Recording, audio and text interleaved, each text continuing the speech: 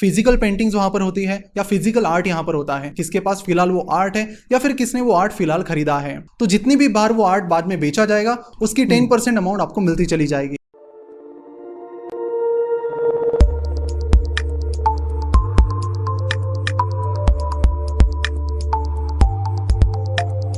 नमस्कार।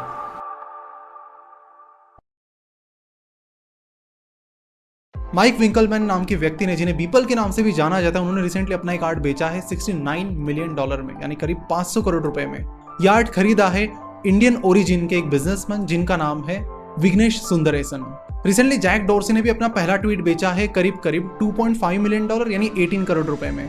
Elon Musk भी ऐसी कुछ चीज बेचने की तैयारी में है। उसके अलावा म्यूजिशियन ग्राइम्स ने भी अपने कुछ आर्ट्स $5 मिलियन में बेचे हैं और यूट्यूबर लोगन पॉल ने भी अपने कुछ आर्ट्स इसी तरह बेचे हैं। और इन सारे लोगों ने आर्ट्स बेच के करोड़ों रुपए कमाए हैं। तो ये जो भी आर्ट्स है ये NFT इस फॉर्मेट में बेचे गए हैं। तो सवाल ये आ रहा है कि NFT है क्या, और क्या आप भी इससे पैसा कमा सकते हैं? क्या आप भी इसी तरह के आर्ट्स खरीद सकते हैं? इनका क्या फ्यूचर है, कैसे ये काम करते हैं, इनका क्या मतलब है और किस तरह के रिटर्न्स इन्होंने अब तक दिए हैं, इन सारी चीज़ों के बारे में आज हम करने वाले हैं बात। तो नमस्कार, मैं प्रसाद आपका आज के इस वीडियो में स्वागत करता हूं और आज हम इन्हीं सारी चीज़ों के बारे में बात करने वाले हैं। अगर आपने अभी तक हमारा चैनल सब्सक्राइब नहीं किया तो जरूर चैनल को सब्सक्राइब करके बेल आइकन पर क्लिक करें ताकि आपको हमारे सारे वीडियोस के नोटिफिकेशन मिलते रहे। सबसे पहले समझते हैं कि non fungible token that is NFT है क्या।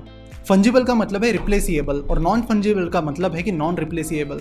जैसे कि कोहिनूर का हीरा है या फिर मोनालिसा की पेंटिंग है, ये दोनों भी चीज़ें नॉन रिप्लेसिएबल है, इसलिए हम उन्हें कहेंगे नॉन फंजिबल। इसी तरह जो भी आर्ट्स नॉन रिप्लेसेबल है उन्हें हम कहेंगे नॉन फंजिबल आर्ट्स। तो इस तरह के आर्ट्स को ऑनलाइन बेचने का जो फॉर्मेट है उसे कहते हैं नॉन फंजिबल टोकन्स। कैसे काम करता है जल्दी देखेंगे, उससे पहले बात करते हैं कि पहले ऑफलाइन ऑक्शन में यानी फिजिकल ऑक्शन में किस तरह की चीज़ें चलती हैं और आज के डेट में जो NFT आया है उसमें ऑनलाइन ऑक्शन में किस तरह की चीज़ें चलती हैं।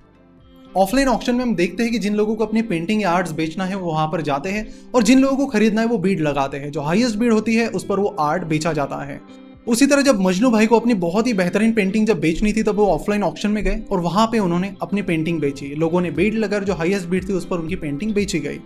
सिमिलरली NFT में भी ऐसा ही होता है, लेकिन जो बीड्स होती है वो ऑनलाइन होती है और साथ ही जो आर्ट होता है वो ऑनलाइन आर्ट होता है। जनरली फिजिकल ऑक्शन में हम देखते हैं कि फिजिकल पेंटिंग्स वहां पर होती है या फिजिकल आर्ट यहाँ पर होता है, लेकिन NFT में फिजिकल आर्ट नहीं होता है। यहाँ पर GIFs, वीडियो के क्लिप्स या फिर वीडियो, कुछ अलग अलग तरीके के ऑनलाइन कार्ड्स, इन जैसे आर्ट्स को बेचा जाता है ऑनलाइन तरीके से। ऑफलाइन ऑक्शन में जब भी कोई चीज़ आप खरीदते हो तो वो चीज़ आपको मिलती है। आप पेंटिंग खरीदते हो तो फिजिकल में आपको पेंटिंग मिलती है, लेकिन इस ऑनलाइन ऑक्शन में दैट इज NFT फॉर्मेट में जब भी कोई चीज़ आप खरीदते हो, जब भी कोई GIFs, वीडियो क्लिप या कोई भी चीज़ खरीदते हो तो आपको उसकी फिजिकल प्रिंटिंग या बाकी चीज़ें नहीं मिलती है। आपको मिलता है यूनिक टोकन जिसका नाम है नॉन फंजिबल टोकन। कई बार हम देखते हैं जो भी डिजिटल आर्ट होता है उसे कई बार लोग डाउनलोड करते हैं और उसकी कई सारी कॉपीज भी निकलती है और उसी वजह से जिसका ये ओरिजिनल काम है उसकी पहचान छुप जाती है। तो NFT की वजह से आपको ये पता चलेगा कि उस आर्ट का ओरिजिनल क्रिएटर कौन है, किसके पास फिलहाल वो आर्ट है या फिर किसने वो आर्ट फिलहाल खरीदा है। और किसी भी पर्टिकुलर आर्ट का किसी भी पर्टिकुलर टाइम में ओरिजिनल ओनर एक ही रहेगा। NFT का एक और बेनिफिट है रॉयल्टी। फॉर एग्जाम्पल, आप अपना एक आर्ट राम को बेचते हो और फिर राम उस आर्ट को बाद में शाम को बेचता है। तो फिजिकल ऑप्शन में जनरली हम देखते हैं कि आप एक बार आर्ट बेचते हो तो आपको बाद में उसका पैसा नहीं मिलता है, लेकिन यहाँ पर अगर आप 10% रॉयल्टी सिलेक्ट करते हो तो जितनी भी बार वो आर्ट बाद में बेचा जाएगा उसकी 10% अमाउंट आपको मिलती चली जाएगी। तो इसका एक बेनिफिट है जो क्रिएटर के लिए बहुत फायदेमंद हो सकता है। अब बात करते हैं कि NFT काम कैसे करती है। NFT अपने इस काम के लिए ब्लॉकचेन टेक्नोलॉजी का इस्तेमाल करती है, पर्टिकुलरली इथेरियम ब्लॉकचेन टेक्नोलॉजी का। यहाँ पर जो भी एंट्री की जाती है वो नॉन इरेजेबल होती है, उसे कोई हटा नहीं सकता। अगर आपको ब्लॉकचेन टेक्नोलॉजी कैसे काम करती है पता नहीं है तो आप ये वीडियो चेकआउट कर सकते हो, जहाँ पे हमने डिटेल में बताया है कि एग्जैक्टली ब्लॉकचेन टेक्नोलॉजी कैसे काम करती है। ब्लॉकचेन को सेफ टेक्नोलॉजी माना जा रहा है, कई सारी बैंक्स भी इसे इस्तेमाल करने जा रही है। तो एक सेफ टेक्नोलॉजी का यहाँ पर इस्तेमाल हो रहा है। तो जब भी यहाँ पर कोई पर्सन आर्ट खरीदता है तो उसकी एंट्री लेजर में लिखी जाती है। इसी तरह जब भी वो पर्सन अपना आर्ट किसी और पर्सन को बेचेगा तो वो एंट्री भी वहाँ पर लिखी जाएगी जो कि नॉन इरेजेबल है। तो यहाँ पर सारी एंट्रीज का रिकॉर्ड रहता है जिससे हमें ये पता चल जाता है कि कोई पर्टिकुलर आर्ट का फिलहाल ओनर कौन है। बीपल का जो आर्ट विघ्नेश सुंदरेसन ने $69 मिलियन में खरीदा है उसे वो बाद में किसे बेचते हैं यह आपको यहाँ पर लेजर से पता चल जाएगा। तो सारी चीज़ें बड़ी आसानी से आपको पता चल जाएगी कि फिलहाल किसी भी ऑनलाइन आर्ट का ओनर कौन है। अब सवाल आता है कि जो NFTs है, जो आर्ट्स है ऑनलाइन जिन्हें बहुत ज़्यादा अमाउंट में खरीदा जा रहा है, क्या ये बबल है या सही में इन चीज़ों की इतनी वैल्यू है। तो आपको बता दूं कि ये जो आर्ट है ये ऑफलाइन मार्केट में बेचा गया था और इसे $800 मिलियन यानी करीब 5000 करोड़ में खरीदा गया था। तो तो इसे देखकर भी आपके दिमाग में शायद यही सवाल आए कि क्या ये भी बबल है। तो आपको बता दूं कि आर्ट एक परसेप्शन है, इसकी कोई अंडरलाइंग एसेट नहीं है, इसका कोई अंडरलाइंग वैल्यू नहीं है। फॉर एग्जांपल अगर स्टॉक्स की बात करते तो उनके पीछे बिजनेसेस रहते हैं, और जब बिजनेस अच्छा परफॉर्म करता है तो लॉन्ग टर्म में स्टॉक प्राइस बढ़ती है, बिजनेस खराब परफॉर्म करता है तो लॉन्ग टर्म में शेयर प्राइस नीचे चली जाती है। लेकिन आर्ट की कोई भी अंडरलाइंग वैल्यू या कोई भी अंडरलाइंग एसेट नहीं है, तो एक परसेप्शन की तरह ये काम करता है। और आपको बता दूं कि ये जो आर्ट है जो 5,000 करोड़ में बेचा गया है, ऑब्वियस बात है कि 5,000 करोड़ की बीड गई है तो उससे थोड़ी कम वाली बीड भी वहां पर लोगों ने लगाई थी, 4,000 करोड़ की भी बीड वहां पर थी, 4,500 करोड़ की भी बीड्स वहां पर थी। तो इससे ये पता चलता है कि आर्ट इन्वेस्टमेंट से ज्यादा परसेप्शन का गेम है। तो आप अगर एक आर्टिस्ट है जिन्हें अपना आर्ट एज एन NFT बेचना है, या फिर आप एक इन्वेस्टर है जिन्हें NFT में इन्वेस्ट करना है, तो फिर प्लेटफॉर्म कौन कौन से हैं? तो इसमें 3-4 काफी पॉपुलर प्लेटफॉर्म्स हैं, जैसे कि ओपनसीज, रेयरिबल, सेंट एटसेट्रा। यहाँ पर हमने अपना एक आर्ट डेमो के तौर पर एज एन NFT बेचने के लिए निकाला है। सो यहाँ पर हमारा ये एक आर्ट हम NFT के तौर पर बेच रहे हैं। तो आप ये चेकआउट कर सकते हो कि कैसे ये प्रोसेस होती है। यहाँ पर बिडिंग का टाइम आपको डालना होता है, आप रॉयल्टी भी सिलेक्ट कर सकते हो कि कितनी रॉयल्टी आपको चाहिए, और उस आर्ट के लिए मिनिमम बिड क्या रखनी है वो भी आप डिसाइड कर सकते हो। तो इसी तरह अपना कोई भी डिजिटल आर्ट आप एज एन NFT बेच सकते हो और बड़े आसानी से उसे खरीद भी सकते हो। तो फिलहाल NFT के जो भी मार्केट प्लेसेस है वो सिर्फ क्रिप्टो करेंसी के फॉर्मेट में पेमेंट एक्सेप्ट कर रहे हैं, लेकिन आगे चलकर वो अलग अलग करेंसीज में भी पेमेंट एक्सेप्ट कर सकते हैं। अब बात करते हैं NFT के फायदे और नुकसान के बारे में, साथ ही NFT का क्या कुछ फ्यूचर हो सकता है उसके बारे में।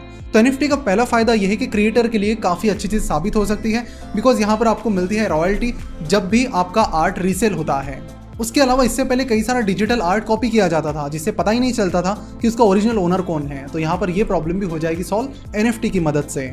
NFT का दूसरा फायदा ये कि यहाँ पर इथेरियम ब्लॉकचेन टेक्नोलॉजी यूज की जा रही है, जहाँ पर लेजर में सारी चीजें रिकॉर्ड की जाती है, जिससे सेफ्टी काफी बढ़ जाती है। अब बात करते हैं NFT के नुकसान यानी डिसएडवांटेजेस के बारे में। NFT का सबसे बड़ा प्रॉब्लम फिलहाल ये है कि कई सारे लोग किसी और का डिजिटल आर्ट चुरा कर उसे अपना बताकर NFT प्लेटफॉर्म्स पर बेच रहे हैं। ऐसा कई बार हुआ है, उसका एक एग्जांपल ले लेते हैं। डेरेक लॉफमैन नाम के एक आर्टिस्ट को रिसेंटली पता चला कि उनके काफी सारे आर्ट्स चुराए गए हैं और एक पर्सन ने उनके कई सारे आर्ट्स NFT प्लेटफॉर्म पर बेच दिए हैं और उससे कई सारा पैसा कमा भी लिया है।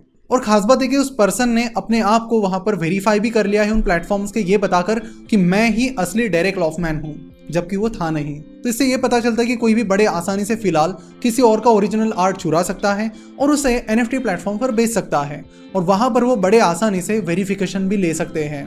ऐसा एक बार नहीं हुआ है, बहुत बार हुआ है। यहाँ पर आप देख सकते हो कि कई सारे क्रिएटर्स ने इसके बारे में कंप्लेंट्स भी की है, लेकिन उनको अभी तक NFT मार्केट प्लेसेस से कोई भी रिस्पॉन्स नहीं मिला है। जैसे कि हमें पता है कि नटवरलाल ने लोगों को Taj Mahal, Rashtrapati Bhavan, parliament, red fort इन जैसी कई सारी चीजें बेच दी थी। तो ऐसे कई सारे नटवरलाल NFT मार्केट प्लेसेस में भी है जो किसी और का आर्ट बेच रहे हैं। तो ये यहाँ का सबसे बड़ा प्रॉब्लम है। NFT मार्केट प्लेसेस और यहाँ पर पूरी इंडस्ट्री किस तरह से इन प्रॉब्लम्स को टैकल करती है ये देखना इंटरेस्टिंग रहेगा। NFT का दूसरा डिसएडवांटेज ये है कि यहाँ पर ज्यादातर तौर पर क्रिप्टो करेंसी में पेमेंट एक्सेप्ट हो रहा है, और जहाँ तक क्रिप्टो करेंसीज की बात है इलेक्ट्रिसिटी बहुत ज्यादा लगती है। यहाँ पर क्लाइमेट चेंज के प्रॉब्लम्स भी नए नजर आ रहे हैं। सो अगर NFT मार्केट प्लेस इस तरह बढ़ता रहता है और सिर्फ क्रिप्टो करेंसीज में ही पेमेंट एक्सेप्ट करता है तो क्लाइमेट चेंज का ये प्रॉब्लम आगे चलकर और ज्यादा बढ़ने की संभावना है। अब बात करते हैं NFT के तीसरे डिसएडवांटेज के बारे में। जब आप फिजिकल फॉर्मेट में कोई आर्ट खरीदते हो, कोई पेंटिंग खरीदते हो, तो आप उसे लेकर आ सकते हो और अपने घर में या फिर कहीं पर उसे लेके जा सकते हो, लोगों को शोकेस कर सकते हो। लेकिन यहाँ पर आप वैसा नहीं कर सकते। और NFT की ओनरशिप के लिए भी आपको थर्ड पार्टी प्लेटफॉर्म पर डिपेंड रहना होता है, आपको इथेरियम ब्लॉकचेन टेक्नोलॉजी पर डिपेंड रहना होता है, आपको इंटरनेट पर डिपेंड रहना होता है। तो आप ये कह सकते हो कि किसी थर्ड पार्टी के जरिए आपको इसका एक्सेस मिलता है। अब सवाल आता है कि क्या ये सही इन्वेस्टमेंट है, क्या यहाँ पर आपको इन्वेस्ट करना चाहिए या फिर नहीं।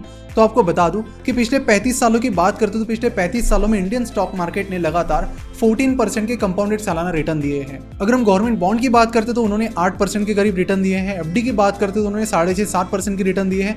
लेकिन अगर हम आर्ट की बात करते तो आर्ट्स ने पिछले 35 सालों में कंपाउंडेड सालाना 7.5% के रिटर्न दिए हैं। जैसे कि स्टॉक मार्केट में होता है कि कोई स्टॉक आउट परफॉर्म करता है तो कोई अंडर परफॉर्म करता है, आर्ट में भी वैसा ही होता है। कुछ आर्ट्स बहुत ज्यादा चल जाते हैं तो कुछ बिल्कुल ही फ्लॉप चले जाते हैं। तो 7.5% के रिटर्न के लिए आर्ट में इतनी ज्यादा रिस्क लेना मैं नहीं मानता कि सही इन्वेस्टमेंट होगी। लेकिन कुछ लोग इसे शौक की तरह करते हैं, तो शौक की तरह अगर आप इसे करना चाहते हैं तो आप इसे परस्यू कर सकते हैं, लेकिन इन्वेस्टमेंट पॉइंट ऑफ व्यू से ज्यादा सेंस यहाँ पर नहीं बन रहा है। अब बात करते हैं NFT के फ्यूचर के बारे में कि NFT का फ्यूचर क्या हो सकता है। तो आपको बता दूं कि जहां तक NFT की बात है तो बहुत ही अर्ली स्टेज में फिलहाल ये टेक्नोलॉजी है और काफ़ी सारे यहाँ पर लूपहोल्स भी हैं। जैसे कि हमने बताया कि क्रिएटर्स के लिए ये चीज़ बहुत अच्छी है, लेकिन अगर ऐसा होता है कि किसी और आर्टिस्ट का आर्ट कोई और पर्सन चुरा कर उसे NFT मार्केट प्लेस पर पोस्ट करता है और वहाँ से पैसे कमाता है, तो ओरिजिनल आर्टिस्ट के लिए ये सही बात नहीं है। तो फिलहाल तो NFT मार्केट प्लेस और पूरी इस इंडस्ट्री को फोकस करना होगा कि इन लूपहोल्स को कैसे हम सॉल्व कर पाए, और इसके बाद ही इस पूरे एसेट क्लास के फ्यूचर के बारे में हम कुछ बात कर सकते हैं। आशा करता हूं कि आपको इस वीडियो के जरिए NFT के बारे में लगभग सब कुछ पता चल गया होगा। आपको ये वीडियो कैसा लगा नीचे कमेंट करके जरूर बताएं। इस वीडियो को सभी के साथ शेयर कीजिए ताकि उन्हें भी 10-12 मिनट में NFT के बारे में पूरी जानकारी आसान भाषा में मिल पाए। हमने अपना जो NFT आर्ट पोस्ट किया है उसकी लिंक नीचे डिस्क्रिप्शन में दी गई है, उसे भी आप चेकआउट कर सकते हैं। इन प्लेटफॉर्म्स को चेकआउट करने के लिए कि एग्जैक्टली NFT प्लेटफॉर्म कैसे काम करते हैं, कैसे यहाँ पर बीड लगाई जाती है, कैसे यहाँ पर आर्ट पोस्ट किए जाते हैं। रिसेंटली हमने हमारे मर्चेंडाइज लॉन्च किए हैं जिन्हें आपको सिंपल स्टेप्स फॉलो करके फ्री में भी पा सकते हो। नीचे दिए गए लिंक पर क्लिक करके जरूर वो स्टेप्स चेकआउट कीजिए। तो आज हम यहीं रुकेंगे। आज का वीडियो देखने के लिए और हमसे जुड़े रहने के लिए आपका बहुत बहुत धन्यवाद। और हाँ, वीडियो अच्छा लगे तो चैनल को जरूर सब्सक्राइब करो। पूरी गारंटी के साथ बहुत ही क्वालिटी कंटेंट आगे भी आपके लिए इसी तरह लेकर आएंगे।